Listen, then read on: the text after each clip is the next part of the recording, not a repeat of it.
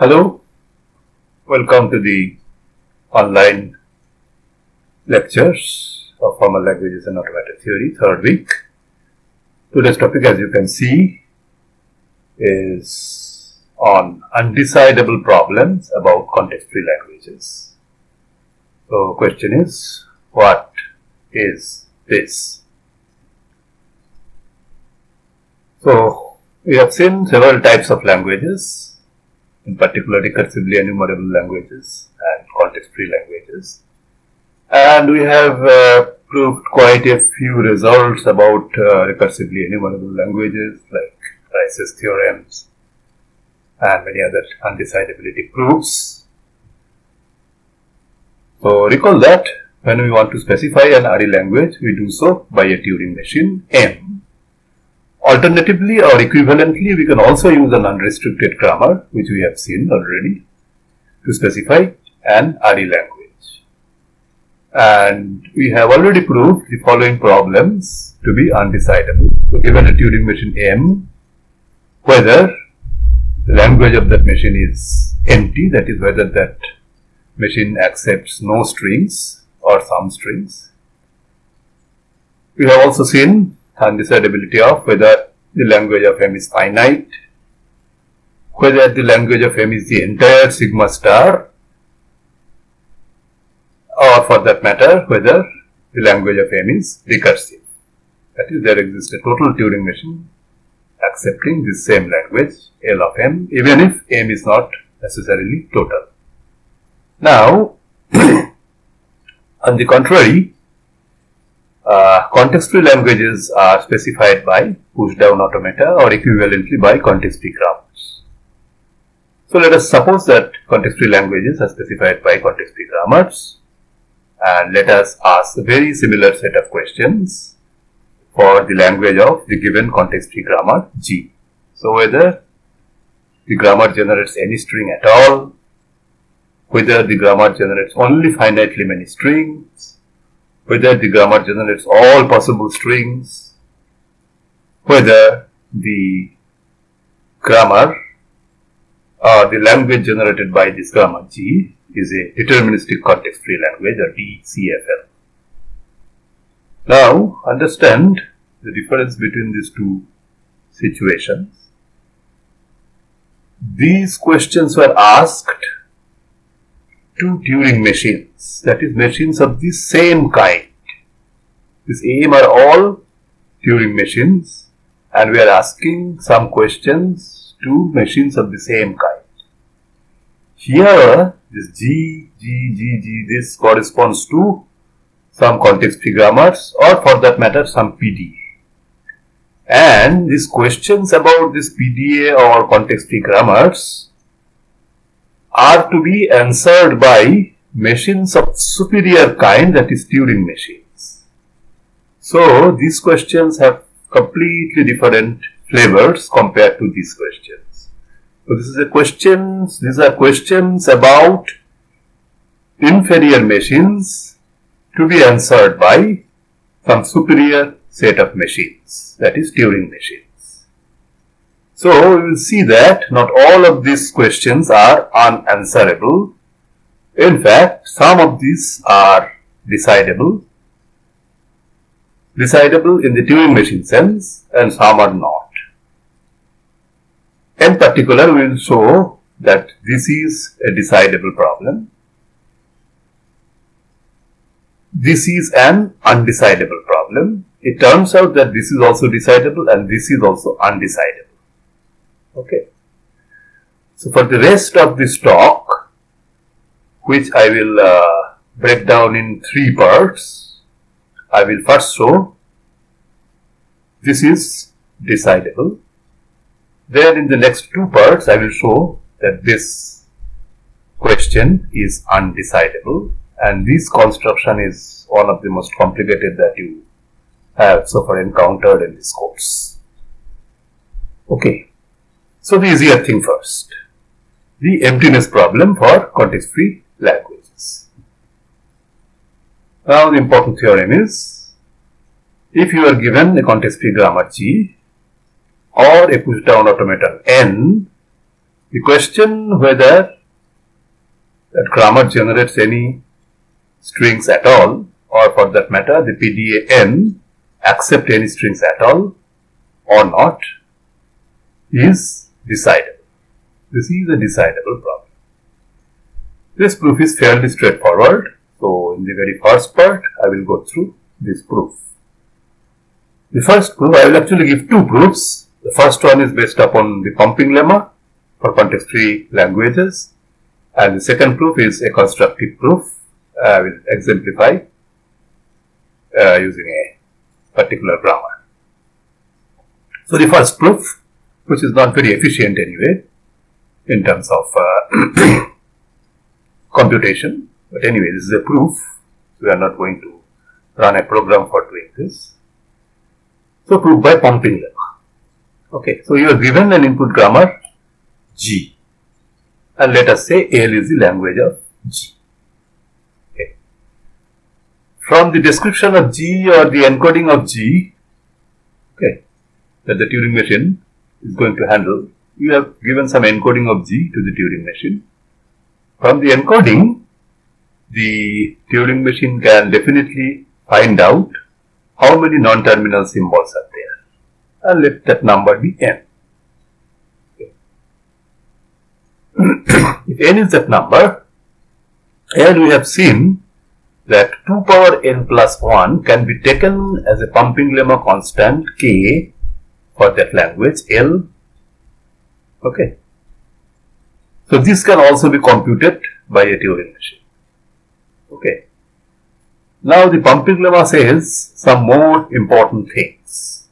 First, if L is a finite language, then it cannot contain any string of length greater than equal to k.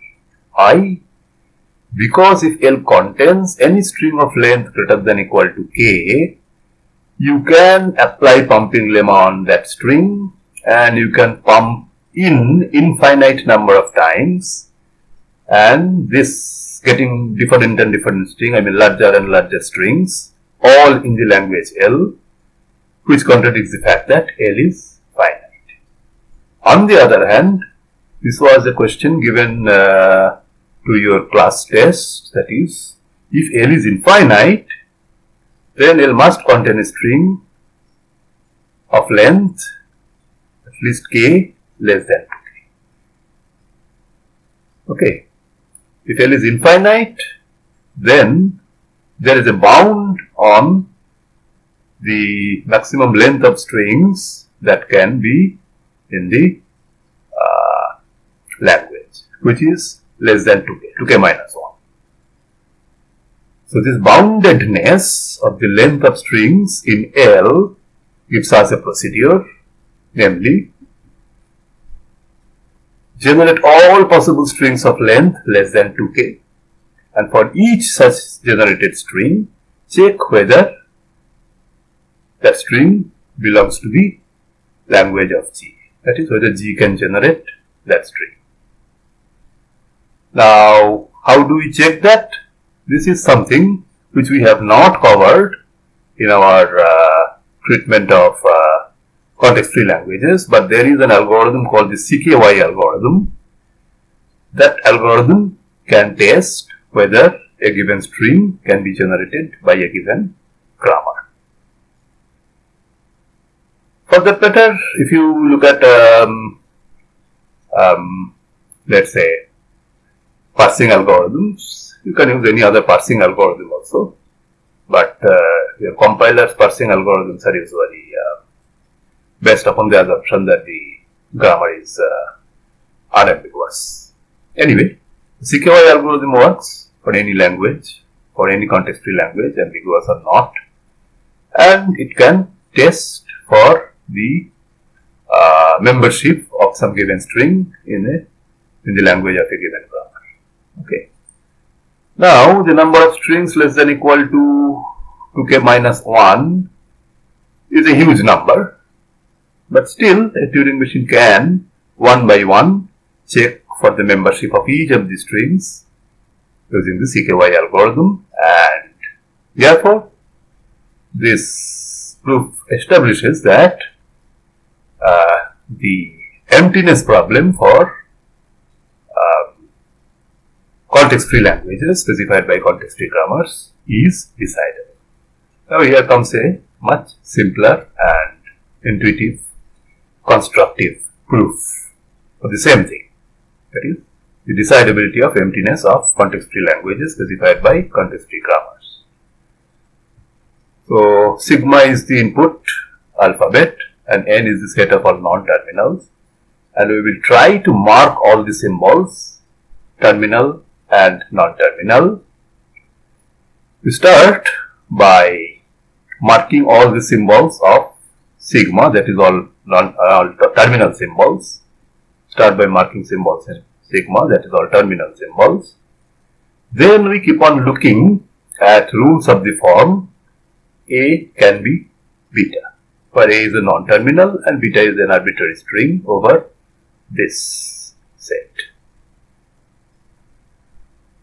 If all the symbols in beta are marked already, that means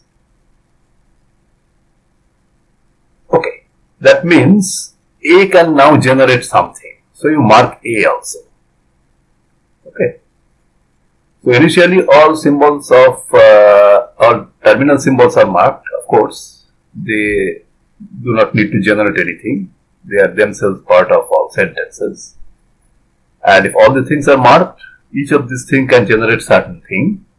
Therefore, if there is a rule A can be beta, you mark A, and then you mark A not only here, in all other rules where A appear on the right side. Okay. Continue this process until no further markings are possible. Okay. Now, why does this marking process must halt? Because the reason is very simple. This n, the number of non-terminal symbols, is finite. You start with marking all terminal symbols, and then one by one you will mark all non-terminal symbols. But this is finite, and therefore the procedure halts after at most these many markings. Okay. And also for each marking you have to look at where this non-terminal symbol appears on the right side, and there are only finitely many rules. Therefore, this procedure halts after only the finite number of steps. And the final conclusion is that L, the language of the start symbol or the grammar, is non-empty if and only if the start symbol is marked. Right? Okay. As you can see, this procedure is actually very efficient. In fact, it's a linear type procedure. So let us look at an example of this in order to clarify what is meant by marking and how some terminal symbols can generate some strings, and how some non-terminal symbols can generate certain things, and how some non-terminal symbols cannot generate something. So this is the grammar. Whatever it is, it's not an important thing what it exactly generates or supposed to generate. But let's say we have a grammar like this: S, A, B, C, U, V, W. These are the non-terminal symbols, and the terminal symbols are A, small b, and small c. Let's say. And let's say S is the start symbol. So in the first step, we mark this A, B, C, CA, and CC. BC. And also epsilon is marked because no symbols are there. Okay. So we start with this. A, B, C, CA, CC, A, epsilon, BC. These are all marked, shown in red. Now we look at rules one after another. If the right side of a rule is completely marked, we can mark the left side. So now I can see there are two rules which I can use. For example, C can be CC, or this W can be epsilon. This is completely marked. This is also completely marked. So let us do C first. Mark C, and also note that here C, here is another C. Okay. Now I cannot use, for example, this rule or this rule. This is because these sides are only partially marked. This is also partially marked. But I can now mark W because this rule W can be epsilon is fine. This is marked. So I mark W, and wherever else W appears, I mark W, and so on. With this marking, we can now see that I think this B can be CAW or B can be WW. I can use both the rules because the right side of all these, both these rules, all the symbols on the right side are marked. So I can mark B and note that here, and so on. So I do that. Okay. Good.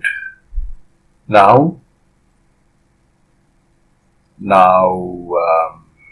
after this is marked, which rule can I use?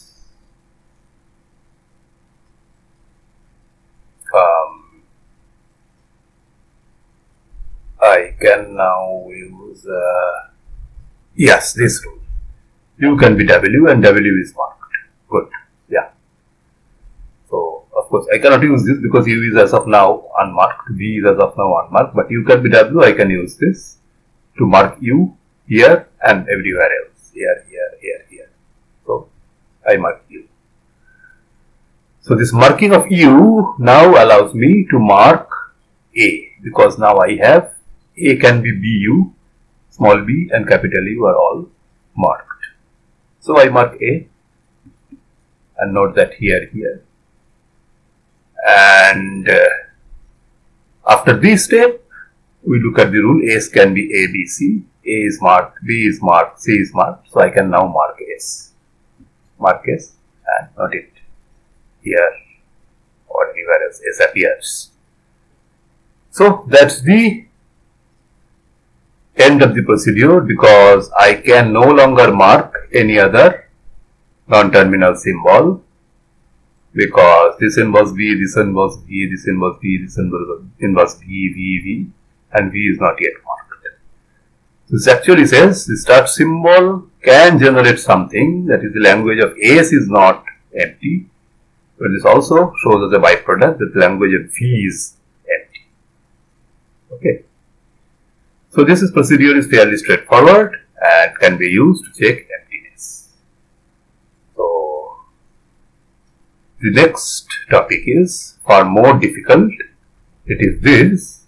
It is undecidable whether a context-free grammar can generate all the symbols or not. Okay. So I will prove this, but after a break, because this proof is going to be fairly difficult. So, see you in the next part.